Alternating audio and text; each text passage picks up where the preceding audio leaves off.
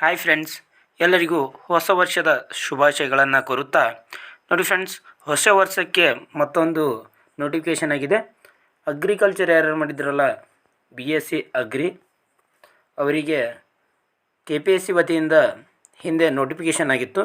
ಆದರೆ ಒಂದು ಕ್ರೀಡಾ ಇಲಾಖೆಯಲ್ಲಿ 2% ಅಂದರೆ ಕ್ರೀಡಾ ಅಭ್ಯರ್ಥಿಗಳಿಗೆ 2% ಮೀಸಲಾತಿ ನೀಡಬೇಕಂತೇಳಿ ಈ ನೋಟಿಫಿಕೇಷನ್ನ ತಡೆಯಾಜ್ಞೆಯನ್ನು ಹಿಡಿಯಲಾಗಿತ್ತು. ಆದರೆ ತದನಂತರದಲ್ಲಿ ಕ್ರೀಡಾ ಇಲಾಖೆಯ ಅಥವಾ ಕ್ರೀಡಾ ಅಭ್ಯರ್ಥಿಗಳಿಗೆ 2% ಏನು ಮೀಸಲಾತಿ ನೀಡಬೇಕಂತ ತಡೆ ಹಿಡಿದಿದ್ದಾರಲ್ಲ, ಅದನ್ನು ಆಮೇಲೆ ತೆರವುಗೊಳಿಸಿ ನಂತರ ಇದಕ್ಕೆ ಅಪ್ಲಿಕೇಶನನ್ನು ಸ್ಟಾರ್ಟ್ ಮಾಡಲು ಅವಕಾಶವನ್ನು ನೀಡಲಾಗಿದೆ. ನೋಡ್ತಾ ಬರೋಣ ಬನ್ನಿ ಫ್ರೆಂಡ್ಸ್, ಎಷ್ಟು ಪೋಸ್ಟ್ ಇದ್ದಾವೆ ಮತ್ತು ಏನೇನು ಅಪ್ಲಿಕೇಶನ್ ಯಾವಾಗ ಸ್ಟಾರ್ಟ್ ಆಗುತ್ತೆ, ಯಾವಾಗ ಎಂಡ್ ಆಗುತ್ತೆ ಅನ್ನೋದರ ಬಗ್ಗೆ ಇಲ್ಲಿ ನೋಡಿ ಫ್ರೆಂಡ್ಸ್. ತಿದ್ದುಪಡಿ ಅಧಿಸೂಚನೆ ಆಯೋಗದ ಉಲ್ಲೇಖಿತ 20/9/2024 ಅಧಿಸೂಚನೆಯಲ್ಲಿ ಕೃಷಿ ಇಲಾಖೆಯಲ್ಲಿರುವಂಥ ಕೃಷಿ ಅಧಿಕಾರಿ 86 ಹುದ್ದೆ ಮತ್ತು ಸಹಾಯಕ ಕೃಷಿ ಅಧಿಕಾರಿ 586 ಇವು ಯಾವಪ್ಪ ಅಂದರೆ ಉಳಿಕೆ ಮೂಲ ವೃಂದ ಅಂದರೆ ನಾನ್ HK ನೋಡಿ ಫ್ರೆಂಡ್ಸ್, ಇವು ನಾನ್ HK.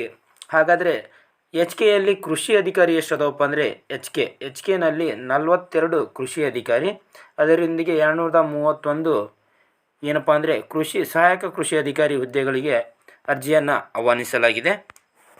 ಅರ್ಜಿ ಸಲ್ಲಿಸುವ ದಿನಾಂಕ ನೋಡ್ತಾ ಬರೋದಾದರೆ ಇಲ್ಲಿ ನೋಡಿ ಫ್ರೆಂಡ್ಸ್, ಅರ್ಜಿ 3/1/2025 ಪ್ರಾರಂಭಗೊಳ್ಳುತ್ತೆ. ಇದು 2025 1/2/2025 ಅರ್ಜಿಯನ್ನು ನೀವು ಸಲ್ಲಿಸಬಹುದಾಗಿದೆ. ಮತ್ತು ಇದಕ್ಕೆ ಸಂಬಂಧಪಟ್ಟಂತೆ ವಿದ್ಯಾರ್ಹತೆ, ವಯೋಮಿತಿ ಮತ್ತು ಮೀಸಲಾತಿ, ಅರ್ಜಿ ಶುಲ್ಕ ಮತ್ತು ಇದು ರೋಸ್ಟರ್ ವೈಸ್ ಯಾವ ರೀತಿ ಏನು ಮಾಡಲಾಗಿದೆ, ಡಿವೈಡ್ ಮಾಡಲಾಗಿದೆ ಕಾಸ್ಟ್ ವೈಸ್ ಅನ್ನೋದರ ಬಗ್ಗೆ ನಾವೇನು ಮಾಡೋಣ, 20/9/2024 ಹೊರಡಿಸಿರುವಂಥ ಅಧಿಸೂಚನೆಯನ್ನು ನೋಡ್ತಾ ಬರೋಣ ಬನ್ನಿ. ಇಲ್ಲಿ ನೋಡಿ ಫ್ರೆಂಡ್ಸ್, ಅರ್ಜಿ ಶುಲ್ಕ ನೋಡ್ತಾ ಬರೋದಾದರೆ ಸಾಮಾನ್ಯ ಅಭ್ಯರ್ಥಿಗಳಿಗೆ ಅಂದರೆ GM ಅಭ್ಯರ್ಥಿಗಳಿಗೆ 600 ರೂಪಾಯಿ ಇದೆ. ಅದರ ಜೊತೆಗೆ ಪ್ರವರ್ಗ 2A 2B 3A 3Bಗೆ ಸೇರಿದಂಥ ಅಭ್ಯರ್ಥಿಗಳಿಗೆ 300 ರೂಪಾಯಿ ಇದೆ. ಮಾಜಿ ಸೈನಿಕ ಅಭ್ಯರ್ಥಿಗಳಿಗೆ 50 ರೂಪಾಯಿ ಇದೆ. ಪರಿಶಿಷ್ಟ ಜಾತಿ, ಪರಿಶಿಷ್ಟ ಪಂಗಡ ಅಂದರೆ SC ST ಮತ್ತು ಪ್ರವರ್ಗ 1 ಅಂದರೆ ಕ್ಯಾಟಗರಿ 1 ಅಭ್ಯರ್ಥಿಗಳಿಗೆ ಯಾವುದೇ ಶುಲ್ಕ ಇರುವುದಿಲ್ಲ, ಅಂದರೆ ಶುಲ್ಕ ಪಾವತಿಯಿಂದ ವಿನಾಯಿತಿ ಇರುತ್ತೆ. ಇದಿಷ್ಟು ಶುಲ್ಕದ ಬಗ್ಗೆ ಆಯಿತು. ಆಯ್ಕೆ ವಿಧಾನ ಯಾವ ರೀತಿ ಇರುತ್ತೆ ಅನ್ನೋದ್ರ ಬಗ್ಗೆ ನೋಡ್ತಾ ಬರೋದಾದರೆ ಇಲ್ಲಿ ನೋಡಿ ಫ್ರೆಂಡ್ಸ್, ಮೊಟ್ಟ ಮೊದಲಿಗೆ ನಿಮಗೆ ಒಂದು ಕಡ್ಡಾಯ ಕನ್ನಡ ಭಾಷಾ ಪರೀಕ್ಷೆ ಇರುತ್ತೆ. ಇದು 150 ಅಂಕಗಳಿಗಿರುತ್ತೆ. 150 ಅಂಕಗಳಿಗೆ ಇದರಲ್ಲಿ ಮಿನಿಮಮ್ 50 ಅಂಕಗಳನ್ನು ನೀವು ಗಳಿಸಬೇಕಾಗುತ್ತೆ. ಇದು ಯಾವ ರೀತಿ ಇರುತ್ತಪ್ಪ ಅಂದರೆ ನೋಡಿ, ಇದು ನೀವು ರಿಟರ್ನ್ ಎಕ್ಸಾಮ್ ಇರುತ್ತೆ. ಯಾವ ರೀತಿ ರಿಟರ್ನ್ ಎಕ್ಸಾಮ್ ಇರುತ್ತೆ ಹೌದಾ, ಡಿಸ್ಕ್ರಿಪ್ಟಿವ್ ಟೈಪ್. ಯಾವ ಟೈಪು ಡಿಸ್ಕ್ರಿಪ್ಟಿವ್ ಟೈಪ್ ಇರುತ್ತೆ. ನೀವು 150ರಲ್ಲಿ 50 ಮಾರ್ಕ್ಸನ್ನು ತೊಗೋಬೇಕಾಗುತ್ತೆ. ಇದು ಆಲ್ಮೋಸ್ಟ್ ಈಸಿ ಇರುತ್ತೆ ಫ್ರೆಂಡ್ಸ್. ನೀವು ಆಲ್ಮೋಸ್ಟ್ ಎಲ್ಲರೂ ಕ್ಲಿಯರ್ ಮಾಡ್ತೀರಾ ಇದನ್ನು, ಕಡ್ಡಾಯ ಕನ್ನಡವನ್ನು. ಮತ್ತು ನೀವು ಕಡ್ಡಾಯ ಕನ್ನಡವನ್ನು ಹಿಂದೆ ಯಾವತ್ತಾದರೂ ಬೇರೆ ನೋಟಿಫಿಕೇಷನಲ್ಲಿ ಅಥವಾ ಬೇರೆ ಎಕ್ಸಾಮ್ನಲ್ಲಿ KPSC ನಡೆಸಿದಂಥ ಎಕ್ಸಾಮ್ನಲ್ಲಿ ಪಾಸ್ ಆಗಿದ್ರಪ್ಪ ಅಂದರೆ ಅದು 3 ವರ್ಷಗಳ ಕಾಲ ಅಥವಾ 3 ವರ್ಷ ಅವಧಿವರೆಗೆ ಅದು ವ್ಯಾಲಿಡ್ ಆಗಿರುತ್ತೆ. ಅಂದರೆ ನೀವು ಹಿಂದೆ ಪಾಸ್ ಆಗಿದ್ರಪ್ಪ ಅಂದರೆ ಅದು KPSCಯಲ್ಲೇ ಬರೆದು ಪಾಸ್ ಆಗಿದ್ರಪ್ಪ ಅಂದರೆ ಇವಾಗ ಕಡ್ಡಾಯ ಕನ್ನಡ ಪರೀಕ್ಷೆಯನ್ನು ಬರೆಯುವಂಥ ಯಾವುದೇ ಒಂದು ಇದು ಇರುವುದಿಲ್ಲ. ಓಕೆ, ನೆಕ್ಸ್ಟ್ ನೀವು ಅರ್ಜಿ ಸಲ್ಲಿಸುವಾಗ ಏನು ಮಾಡಬೇಕಪ್ಪ ಅಂದರೆ KPSC ವತಿಯಿಂದ ಏನು ಅವರು ಕಡ್ಡಾಯ ಕನ್ನಡ ಭಾಷಾ ಪರೀಕ್ಷೆ ಒಂದು ಸರ್ಟಿಫಿಕೇಟ್ ಕೊಟ್ಟಿರ್ತಾರಲ್ಲ, ಅದನ್ನು ಅಪ್ಲೋಡ್ ಮಾಡಬೇಕಾಗುತ್ತೆ. ಓಕೆನಾ. ನೆಕ್ಸ್ಟ್ ಯಾವ ರೀತಿ ಇರುತ್ತಪ್ಪ ಅಂದರೆ 2 ಪೇಪರ್ ಇರುತ್ತೆ. ಒಂದು ಪೇಪರ್ 1, ಇನ್ನೊಂದು ಪೇಪರ್ 2. ಪೇಪರ್ 1 ಏನಿರುತ್ತಪ್ಪ ಅಂದರೆ ಜನರಲ್ ಪೇಪರ್ ಅಥವಾ ಸಾಮಾನ್ಯ ಪತ್ರಿಕೆ ಇರುತ್ತೆ. ಇದು 300 ಅಂಕಗಳಿಗಿರುತ್ತೆ. ಎಷ್ಟು? 300 ಅಂಕಗಳು. 1 ಅವಧಿ ಅಥವಾ 1.5 ಅವರ್ ಟೈಮಿಂಗ್ ಇರುತ್ತೆ. ಅಂದರೆ ಎಷ್ಟಪ್ಪ ಅಂದರೆ 90 ಮಿನಿಟ್ ಇರುತ್ತೆ. 90 ಮಿನಿಟ್ 90 ನಿಮಿಷ ಇರುತ್ತೆ ಟೈಮಿಂಗು ಪೇಪರ್ 1ಗೆ. ನೋಡಿ, ಪೇಪರ್ 1 ಯಾವ ರೀತಿ ಇರುತ್ತಪ್ಪ ಅಂದರೆ ವಸ್ತುನಿಷ್ಠ ಬಹು ಆಯ್ಕೆ ಮಾದರಿಯಲ್ಲಿ ಇರುತ್ತವೆ. ವಸ್ತುನಿಷ್ಠ ಅಂದರೆ ಇವೇನಪ್ಪ ಅಂದರೆ ನ್ಯೂ ಟೈಪ್ ಕ್ವಶನ್ಸ್ ಇರ್ತವೆ. ಪ್ರತಿಯೊಂದು ಪ್ರಶ್ನೆಯೂ ಕೂಡ ಋಣಾತ್ಮಕ ಅಂಕದ ಸ್ವರೂಪದ್ದಾಗಿದ್ದು ಪ್ರತಿಯೊಂದು ತಪ್ಪಾದ ಉತ್ತರಕ್ಕೆ ಪ್ರಶ್ನೆಗಳಿಗೆ ಹಂಚಿಕೆ ಮಾಡಲಾದ ಅಂಕಗಳಲ್ಲಿ 1/4 ಭಾಗವನ್ನು ಅಂಕಗಳನ್ನು ಕಡಿತಗೊಳಿಸಲಾಗುವುದು. ನೋಡಿ ಫ್ರೆಂಡ್ಸ್, ಇಲ್ಲಿ ನೋಡಿ, ಇದರ ಬಗ್ಗೆ ಎಕ್ಸ್ಪ್ಲೇನ್ ಮಾಡಿ ಹೇಳ್ಬಿಡ್ತೀನಿ ನಿಮಗೆ. 1 ಸೆಕೆಂಡ್ ಇಲ್ಲಿ ವೇಟ್ ಮಾಡಿ. ನೋಡಿ, ಒಂದು ಪ್ರಶ್ನೆಗೆ 3 ಅಂಕ. ಎಷ್ಟು ಅಂಕ? 3 ಅಂಕ. ಅಂದರೆ ನಿಮಗೆ ಟೋಟಲ್ 100 ಕ್ವಶನ್ಸ್ ಇರುತ್ತೆ. ಎಷ್ಟು questions? 100 questions. Total marks 300 marks. ಓಕೆನಾ. ಒಂದು ಪ್ರಶ್ನೆಗೆ 3 ಅಂಕ. ಹಾಗಾದರೆ ನೀವೇನಾದರೂ 4 ಉತ್ತರಗಳನ್ನು ತಪ್ಪು ಮಾಡಿದಪ್ಪ ಅಂದರೆ ಈ 3 ಅಂಕ ಏನು ಬಂದಿರ್ತಾವಲ್ಲ ಇದು ಏನಾಗುತ್ತೆ, ಲೆಸ್ ಆಗುತ್ತೆ. ಗೊತ್ತಾಯ್ತಾ? ಹಾಗಾದರೆ ಒಂದು ಪ್ರಶ್ನೆ ತಪ್ಪು ಮಾಡಿದರೆ ಎಷ್ಟು ಲೆಸ್ ಆಗುತ್ತೆ ಸರ್ ಅಂತ ನೀವು ಕೇಳ್ಬೋದು. ಹೌದಾ? ಅದ್ರ ಬಗ್ಗೆನೂ ಹೇಳ್ತೀನಿ ನೋಡಿ. ನೀವು ಒಂದು ಪ್ರಶ್ನೆಯನ್ನು ತಪ್ಪು ಮಾಡಿದರೆ 0.75 ಅಂಕ ನಿಮ್ಮದೇ ಲೆಸ್ ಆಗುತ್ತೆ. ಅಂದರೆ ನೀವು ಒಂದು ಕ್ವಶನ್ ಕರೆಕ್ಟ್ ಮಾಡಿದರೆ 3 ಅಂಕ ಬಂದಿರುತ್ತಲ್ಲ, ಇದನ್ನು 4ರಲ್ಲಿ ಡಿವೈಡ್ ಮಾಡಿದ್ರೆ 0.75 ಆಗುತ್ತೆ. ಅಂದರೆ ಒಂದು ಪ್ರಶ್ನೆಯನ್ನು ತಪ್ಪು ಮಾಡಿದರೆ 0.75, 4 ಪ್ರಶ್ನೆಯನ್ನು ತಪ್ಪು ಮಾಡಿದರೆ ನಿಮ್ಮದು 3 ಅಂಕ ಕಟ್ ಆಗುತ್ತೆ. ಓಕೆನಾ. ಅದೇ ರೀತಿಯಾಗಿ ಪೇಪರ್ 2 ಏನಿರುತ್ತೆ, ಪೇಪರ್ 2 ಸ್ಪೆಸಿಫಿಕ್ ಪೇಪರ್ ಅಂದರೆ ನಿರ್ದಿಷ್ಟ ಪರೀಕ್ಷೆ ಇರುತ್ತೆ. ನಿರ್ದಿಷ್ಟ ಪರೀಕ್ಷೆ ಅಂದರೆ ಯಾವ್ದು ರೀತಿ, ನಿಮ್ಮದು ಅಗ್ರಿಕಲ್ಚರ್ ರಿಲೇಟೆಡ್ ಪ್ರಶ್ನೆ ಪತ್ರಿಕೆ ಇರುತ್ತೆ. ಓಕೆನಾ. ಇದು ಸಿಲೆಬಸ್ ಕಾಪಿಯನ್ನು ನನ್ನ ಟೆಲಿಗ್ರಾಮ್ ಚಾನಲಲ್ಲಿ ಹಾಕಿದ್ದೀನಿ. 1 ಸ್ಟೆಪ್ ಟು ಸಕ್ಸಸ್ ಅಂತ ನನ್ನ ಟೆಲಿಗ್ರಾಮ್ ಚಾನಲ್ ಇದೆ, ಅದರಲ್ಲಿ ಹಾಕಿದ್ದೀನಿ. ಅದೇ ಇದರ ಸಿಲೆಬಸ್ ಬಗ್ಗೆ ಕ್ಲಾಸ್ ಮಾಡಬೇಕಪ್ಪ ಅಂದರೆ ನೆಕ್ಸ್ಟ್ ಇನ್ನೊಂದು 1 ವೀಕ್ನಲ್ಲಿ ಇದ್ರ ಬಗ್ಗೆನೂ ಕೂಡ ಡೀಟೇಲ್ಡ್ ಕ್ಲಾಸನ್ನು ಮಾಡ್ತೀನಿ. ಓಕೆ. ನಿರ್ದಿಷ್ಟ ಪತ್ರಿಕೆಯು ಕೂಡ 300 ಅಂಕಗಳನ್ನು ಒಳಗೊಂಡಿರ್ತೈತಿ. ಇದು 2 ಗಂಟೆಗಳ ಕಾಲ ಇರ್ತೈತಿ. ಎಷ್ಟು? 2 ಗಂಟೆಗಳ ಕಾಲ.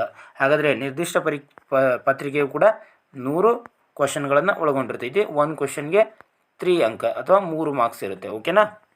ಓಕೆ. ನೆಕ್ಸ್ಟ್ ಯಾವ ರೀತಿ ಇರುತ್ತಪ್ಪ ಅಂದರೆ ನೀವು ಇಲ್ಲಿ ಕನ್ನಡ ಮತ್ತು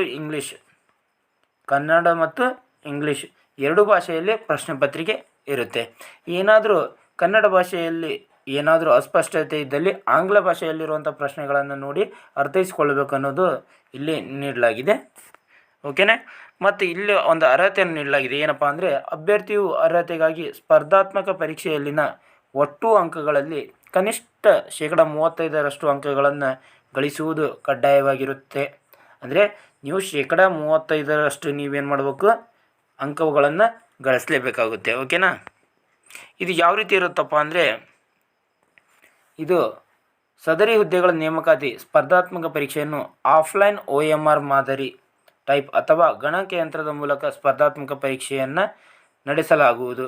ನೋಡಿ ಫ್ರೆಂಡ್ಸ್, ಅವ್ರೇನು ಹೇಳಿದ್ದಾರೆ, ಇದನ್ನು OMR ಆಫ್ಲೈನ್ ಆದರೂ ನಡೆಸ್ಬೋದು ಅಥವಾ ಆನ್ಲೈನ್ ಆದರೂ ನಡೆಸ್ಬೋದು. ಯಾವುದರಲ್ಲಿ ಒಂದನ್ನು ನಾವೇನು ಮಾಡ್ತೀವಿ, ನಡೆಸ್ತೀವಿ ಅಂತೇಳಿ ಹೇಳಲಾಗಿದೆ. ಓಕೆನಾ. ಸ್ಪರ್ಧಾತ್ಮಕ ಪರೀಕ್ಷಾ ಕೇಂದ್ರ ಇಲ್ಲಿ ನೋಡಿ, ಕಡ್ಡಾಯ ಭಾಷಾ ಪರೀಕ್ಷೆ ಸ್ಪರ್ಧಾತ್ಮಕ ಪರೀಕ್ಷೆಗಳನ್ನು ಆಯೋಗವು ನಿಗದಿಪಡಿಸುವ ಯಾವುದೇ ಕೇಂದ್ರ ಸ್ಥಳದಲ್ಲಿ ನಡೆಸಲಾಗುವುದು ಹಾಗೂ ಅಭ್ಯರ್ಥಿಗಳಿಗೆ ಪರೀಕ್ಷಾ ಕೇಂದ್ರದ ಆಯ್ಕೆಯ ಅವಕಾಶ ಇರುವುದಿಲ್ಲ. ನೋಡಿ, KPSCದವರು ಎಲ್ಲಿ ಕೊಡ್ತಾರಲ್ಲ ನೀವು ಅಲ್ಲಿ ಹೋಗಿ ಎಕ್ಸಾಮನ್ನು ಬರೀಬೇಕಾಗುತ್ತೆ. ನೀವು ಸ್ಪರ್ಧಾತ್ಮಕ ಪರೀಕ್ಷಾ ಕೇಂದ್ರಗಳನ್ನು ಆಯ್ಕೆ ಮಾಡುವಂಥ ಯಾವುದೇ ಅವಕಾಶವನ್ನು KPSC ನಿಮಗೆ ಕೊಡುವುದಿಲ್ಲ. ಅದರ ಜೊತೆಗೆ ನೀವು ಇಲ್ಲಿ ಒಂದು ಗಮನಿಸಬೇಕು, ಏನಪ್ಪ ಅಂದರೆ ಇಲ್ಲಿ ನೋಡಿ, ಕೃಷಿ ಅಧಿಕಾರಿ ಮತ್ತು ಸಹಾಯಕ ಕೃಷಿ ಅಧಿಕಾರಿ 85% ಹುದ್ದೆಗಳು ಯಾರಿಗಿದಪ್ಪ ಅಂದರೆ ಇವೇನು BSc ಅಗ್ರಿ ಮಾಡ್ಯಾರಲ್ಲ, BSc ಅಗ್ರಿ ಮತ್ತು BSc ಹಾನ್ಸ್ ಅಗ್ರಿ ಯಾರು ಮಾಡ್ಯಾರಲ್ಲ ಅವರಿಗೆ 85% ಹುದ್ದೆಗಳು ಅದಾವೆ. ಅದೇ ಜೊತೆಗೆ 15% ಹುದ್ದೆಗಳು ಅವು ಯಾರಿಗಪ್ಪ ಅಂದರೆ ಅದು BSc ಬಿಟ್ಟು ಬೇರೆ ಕೆಲವೊಂದಿಷ್ಟು ಹುದ್ದೆಗಳದಾವೆ, ಅವಕ್ಕೆ ಈ 15% ಹುದ್ದೆಗಳದಾವೆ. ಅವು ಯಾವುದಕ್ಕೆ 15% ಐತೆ ಅನ್ನೋದ್ರ ಬಗ್ಗೆ ಇಲ್ಲಿ ನೋಡ್ತಾ ಬರೋಣ ಬನ್ನಿ. ಇಲ್ಲಿದೆ ನೋಡಿ ಫ್ರೆಂಡ್ಸ್, ಬಿಟೆಕ್ ಆಹಾರ ತಂತ್ರಜ್ಞಾನ, BSc ಕೃಷಿ ಮಾರುಕಟ್ಟೆ ಮತ್ತು ಸಹಕಾರ, BSc ಆನರ್ಸ್ ಕೃಷಿ ಮಾರಾಟ ಮತ್ತು ಸಹಕಾರ, BSc honours agri business management, BSc ಕೃಷಿ ಜೈವಿಕ ತಂತ್ರಜ್ಞಾನ, ಬಿಟೆಕ್ ಜೈವಿಕ ತಂತ್ರಜ್ಞಾನ, BSc agriculture engineering, BTech agriculture engineering. ಇದಿಷ್ಟು 15% ಹುದ್ದೆಗಳು ಇವರಿಗೆ ಅದಾವೆ. ಓಕೆ. 85% ಹುದ್ದೆಗಳು ಯಾರಿಗಪ್ಪ ಅಂದರೆ ಇಲ್ಲಿದಾವೆ ನೋಡಿ, ಒಂದು ಸೆಕೆಂಡು. BSc ಕೃಷಿ ಅಂದರೆ BSc ಅಗ್ರಿ ಅಥವಾ BSc ಆನರ್ಸ್ ಕೃಷಿ ಅಥವಾ BSc ಆನರ್ಸ್ ಅಗ್ರಿ ಅವರಿಗೆ. ಓಕೆನಾ. ಇಲ್ಲಿ ಏಜ್ ಕೊಟ್ಟಿದ್ದಾರೆ ನೋಡಿ, ಸಾಮಾನ್ಯ ಅಭ್ಯರ್ಥಿ ಅಂದರೆ GM ಕ್ಯಾಂಡಿಡೇಟ್ಗೆ 38 ಇಯರ್ ಲಾಸ್ಟ್ ಇದೆ. 2A 2B 3A 3B ಅಭ್ಯರ್ಥಿಗಳಿಗೆ 41 ಇಯರ್, SC ST ಮತ್ತು ಕ್ಯಾಟಗರಿ 1 ಅಭ್ಯರ್ಥಿಗಳಿಗೆ 43 ಇಯರ್ ಲಾಸ್ಟ್ ಆಗಿರುತ್ತೆ. ಇದು ಏಜ್ ಲಿಮಿಟ್. ಓಕೆನಾ. ಮತ್ತು ಕೆಲವೊಂದಿಷ್ಟು ಅಭ್ಯರ್ಥಿಗಳಿಗೆ ಗೊಂದಲ ಇರ್ಬೋದು, ಏನಪ್ಪ ಅಂದರೆ ಸರ್ ಎಕ್ಸಾಮ್ ಯಾವಾಗ ನಡೀತಿರ್ಬೋದು, ಇವಾಗ ನೋಟಿಫಿಕೇಷನ್ ಆಗಿದೆ, ಇವಾಗ ಅಪ್ಲಿಕೇಶನ್ ಸ್ಟಾರ್ಟ್ ಆಗಿದೆ ಸರ್. 1 ತಿಂಗಳು ಅಪ್ಲಿಕೇಶನ್ ಹಾಕೋಕ್ಕೆ ಅವಕಾಶ ಕೊಡ್ತಾರೆ. ಹಾಗಾದರೆ ಸರ್ ಯಾವಾಗ ಎಕ್ಸಾಮ್ ಇರುತ್ತೆ ಅನ್ನೋದು ಕೆಲವೊಂದಿಷ್ಟರ ಮಂದಿಗೆ ಪ್ರಶ್ನೆ ಇರುತ್ತೆ. ನೋಡಿ, ಯಾವಾಗ ಎಕ್ಸಾಮ್ ಇರುತ್ತೆ ಅನ್ನೋದ್ರ ಬಗ್ಗೆ ನಾನು ಕೆಲವೊಂದಿಷ್ಟು ಮಾಹಿತಿಗಳನ್ನು ನೀಡ್ತೀನಿ. ಅದು ಎಕ್ಸಾಕ್ಟ್ ಇರೋಲ್ಲ, ಅಂದರೆ ಆ ತಿಂಗಳು ಅಥವಾ ಇನ್ನೊಂದು ನೆಕ್ಸ್ಟ್ ತಿಂಗಳಲ್ಲೇ ನಡೆಯುವಂಥ ಸಾಧ್ಯತೆ ಇರ್ತೈತಿ. ಹೌದಾ?